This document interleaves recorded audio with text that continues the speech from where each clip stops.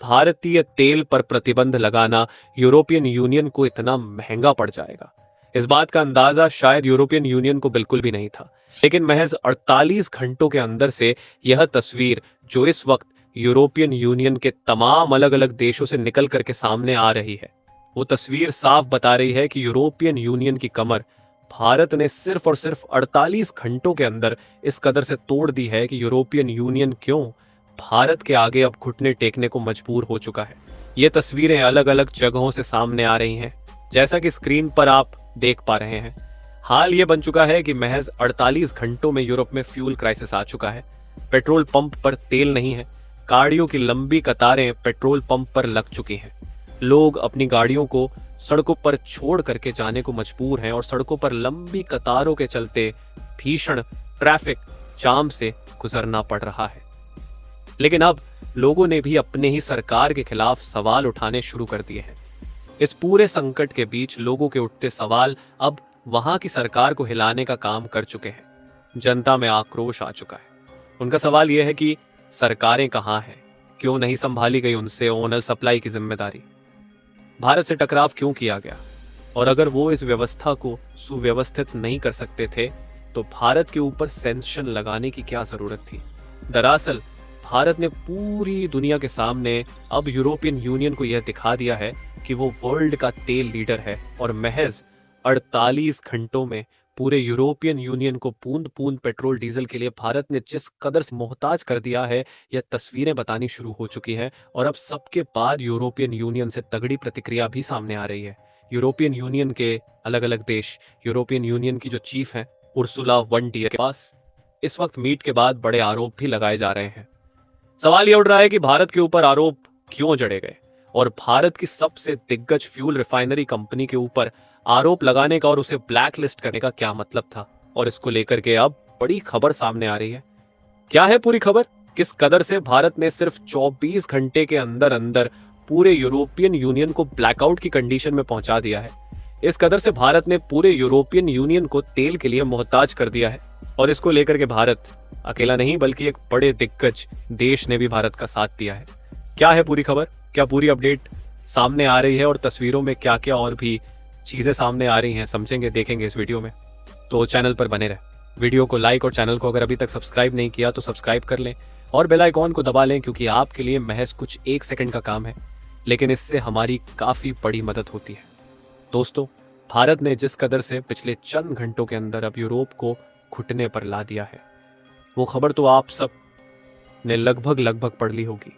आपने यह भी देख लिया होगा कि किस कदर से भारत ने पूरे के पूरे यूरोपियन यूनियन को ब्लैकआउट करने का काम किया है। जो यूरोपियन यूनियन चंद दिनों पहले तक भारत पर बड़े प्रतिबंधों की कवायद कर रहा था, रूस से भारत के ऑयल परचेसिंग को लेकर के सवाल उठाते हुए भारत की कई शैडो शिप पर, और साथ साथ भारत की सबसे बड़ी दूसरी दिग्गज वो कंपनी जो पूरे के पूरे यूरोपियन यूनियन के लिए ऑयल रिफाइनरी का काम यूरोपियन यूनियन में रहकर कर रही थी, उस कंपनी पर प्रतिबंध लगा के जिस कदर से भारत को ट्रिगर किया था, अब भारत ने वो बदला लिया है जो शायद यूरोपियन यूनियन भूल भी नहीं पाएगा।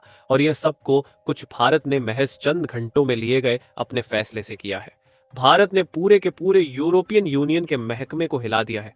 भारत ने पिछले 12 घंटों में एक के बाद एक यूरोपियन यूनियन पर कई कड़े प्रहार किए हैं, और यह प्रहार कुछ इस कदर से थे कि अब यूरोपियन यूनियन तिलमिला उठा है। तिलमिलाने के साथ ही यूरोपियन यूनियन के वो जो अब तक इस पूरे मामले को लेकर के अपने आप को सबसे अहम मान रहे थे, वह भी अब भारत के आगे झुकने को मजबूर हो उठे हैं। क्योंकि भारत ने ना सिर्फ इनकी औकात दिखा दी है, बल्कि यह भी बता दिया है कि भारत से भिड़ने का नतीजा क्या होने जा रहा है। बता दें कि हार्व डेविड क्लिन, जो यहाँ के सबसे चीफ हैं और जो आपूर्तिकर्ता के रूप में यूरोपियन में सबसे अहम थे, उन्होंने अब ट्विटर पर यानी कि एक्स पर पोस्ट करते हुए साफ कहा है कि यूरोपियन यूनियन का यह कदम किसी भी देश को रूस से तेल खरीदने से नहीं रोकने वाला है, और भारत पर जो प्रतिबंध हमारी तरफ से गलती से इम्पोज हुए थे, हम उन सभी प्रतिबंधों को वापस लेते हैं। और ना सिर्फ इन प्रतिबंधों को वापस लेते हैं, बल्कि भारत से इसकी माफी भी मांगी गई और कहा गया कि हमारा कोई भी उद्देश्य भारत के किसी भी परचेसिंग को और भारत के किसी भी व्यापार को रोक लगाना नहीं था। हम बस ये चाह रहे थे कि रूस की अर्थव्यवस्था को हम किसी तरीके से कमजोर कर सकें, ताकि यूरोप में मौजूद यूक्रेन पर उसके हो रहे एक्शन को कुछ हद तक घटाया जा सके। लेकिन अगर इस पूरे घटनाक्रम में भारत को किसी भी तरीके की ठेस पहुंची है या फिर भारतीय व्यापार को किसी भी तरीके से कोई भी प्रतिबंध से गुजरना पड़ा हो, तो उसके लिए हम क्षमा प्रार्थी हैं। और ऐसा कहने वाला कोई और देश नहीं जो अपने आप को हेड मानने वाले देशों का समूह है, वो यूरोपियन यूनियन ऐसा बोलने को मजबूर हो उठा है। अब आप ये सोच रहे होंगे कि आखिरकार भारत ने ऐसा क्या कर दिया कि चंद घंटों के अंदर अंदर पूरी तरीके से यूरोपियन यूनियन टूट उठा है। यूरोपियन यूनियन जो अब तक इस पूरे मामले में अपने आप को सुपीरियर बता रहा था और ये कह रहा था कि हम अब किसी भी तरीके से इन चीजों को सपोर्ट नहीं करेंगे, वो आखिर किस तरीके से झुक गया? दरअसल भारत के शैडो शिप वो शिप होते हैं जो रूस से हमारे लिए ऑयल इंडिया में लाते हैं और फिर इंडियन कंपनीज उन ऑयल को पूरी तरीके से प्यूरिफाई करके अदर कंट्रीज को एक्सपोर्ट करती हैं। ऐसे में भारत को यहाँ पर ऑयल काफी सस्ता मिलता है, जिससे भारत दुनिया के कई देशों को सस्ता ऑयल प्रोड्यूस करता है। और आपको जानकर हैरानी होगी कि यूरोपियन यूनियन में मौजूदा सभी देशों को भारत की तरफ से ही सबसे ज्यादा ऑयल प्रोड्यूस किया जा रहा था, भारत की तरफ से सबसे ज्यादा ऑयल पहुंचाया जा रहा था। इसके बावजूद भारत की ही कंपनी पर इस तरफ से लगाया गया यह प्रतिबंध भारत को न सिर्फ परेशान कर रहा था बल्कि भारत के एक्सपोर्ट को भी बाधित कर रहा था। साथ ही यूरोप के लिए जो भारत ऑयल बेच रहा था उस पर भी नायरा एनर्जी, जो कि सबसे बड़ी ऑयल रिफाइनरी कंपनी है, उस पर प्रतिबंध लगाना साफ खतरा भारत के लिए बन रहा था। लेकिन भारत ने साफ करते हुए इसका विरोध किया। पहले तो भारत ने कहा कि यह दोहरा रवैया यूरोपियन यूनियन का नहीं चलने वाला है और भारत इस दोहरे रवैया को मानने भी वाला नहीं है। दरअसल दोहरा रवैया भारत ने इसलिए कहा क्योंकि यही यूरोपियन यूनियन के तमाम देश उसी रूस से कई सारी गैस परचेज करते हैं। गैस की एक ह्यूज अमाउंट परचेज करते हैं जो कि भारत के ऑयल से भी कहीं ज्यादा कीमत रखते हैं। और ऐसे में अगर वह खुद रूस से इतने ह्यूज अमाउंट में ऑयल परचेसिंग कर रहे हैं तो वह भारत को कैसे रोक सकते हैं? भारत का सबसे पहला यह सवाल था। लेकिन चीजें यही नहीं थमी।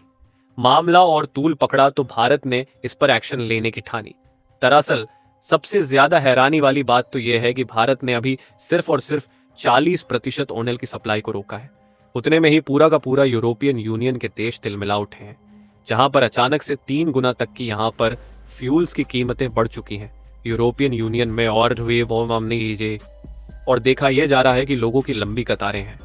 लोग इसे स्टोर करके भी रख रहे हैं क्योंकि लोगों का मानना यह है कि अगर भारत ने कुछ दिन और पेट्रोल डीजल बंद कर दिया तो यूरोपियन यूनियन में फ्यूल क्राइसिस और ज्यादा बढ़ जाएगा।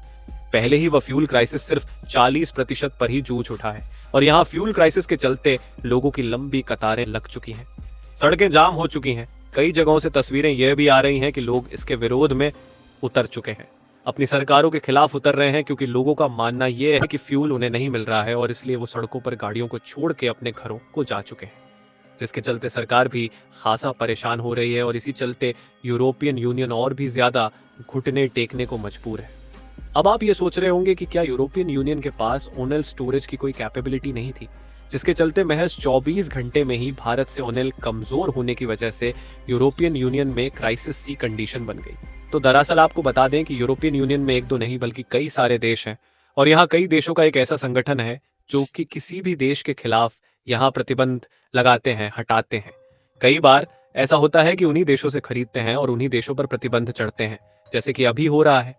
और ऐसे में अगर देखा जाए तो पूरे यूरोपियन यूनियन में किसी भी देश ने यह जिम्मेदारी नहीं उठाई कि वो ऑयल की स्टोरेज को कंप्लीट करे और इसी चलते पूरे यूरोपियन यूनियन में कोई भी देश ऑयल को अपने यहाँ सबसे ज्यादा मात्रा में स्टोर नहीं करता ताकि वह इन फ्यूचर कभी ऐसी प्रॉब्लम से जूझे।